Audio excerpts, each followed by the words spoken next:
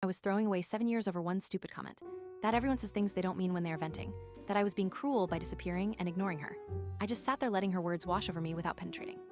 She finally ran out of steam. I told her the separation papers would be delivered tomorrow, and she should read them carefully before deciding next steps. She left sobbing, mascara streaked down her face. Theodore came back in with 2 beers and said that was the most uncomfortable thing he'd witnessed since his parents' divorce. Dark humor, but I appreciated the attempt. That night, I couldn't sleep. Kept replaying her face when she heard the recording. Shock the panic, but not I noticed genuine remorse, just the fear of consequences. Friday morning, the papers were delivered as promised. By Friday afternoon, Abigail's sister was posting vague social media statuses about men who overreact and destroying marriages over misunderstandings. Funny how families close ranks even when they know who is in the wrong. But something unexpected happened too. Abigail's best friend, Jill, messaged just a simple text saying Shed heard the whole story.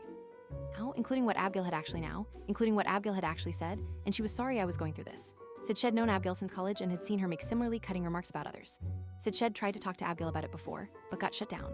It was the first message from anyone in Abigail's circle that acknowledged the legitimacy of my pain rather than trying to minimize. I didn't respond, but it stuck with me. Maybe Abigail's comment lost a momentary lapse, but a glimpse of her true character.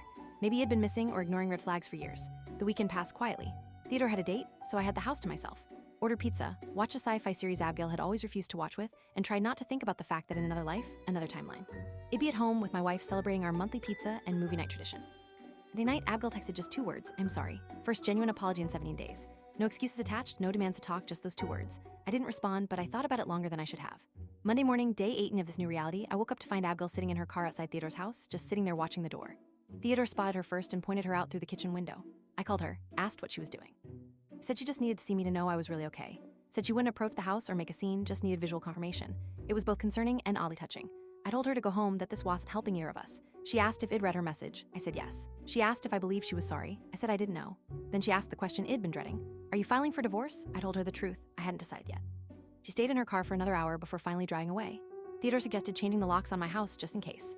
I agreed, and we spent the afternoon installing new deadbolts. Another small severing of our connected lives. Today marks 3 weeks since that night at Mia's. 3 weeks of silence, mostly separation and sorting through. Wreckage of what I thought was the wreckage of what I thought was a solid marriage. I'm not sleeping great. I miss stupid things. The way Abigail always bought the good coffee, even though it was more expensive. How Shed sang badly in the shower every morning. Her ridiculous collection of fuzzy socks that always ended up on my side of the bed. But I don't miss the growing contempt I now realize had been building for months. Don't miss walking on eggshells around her moods. Miss the subtle put-downs that I brushed off as just her sense of humor. The separation papers have been signed and filed. The lawyer says we are officially in a legal separation period. 6 months where we are still technically married, but living apart with finances formally separated.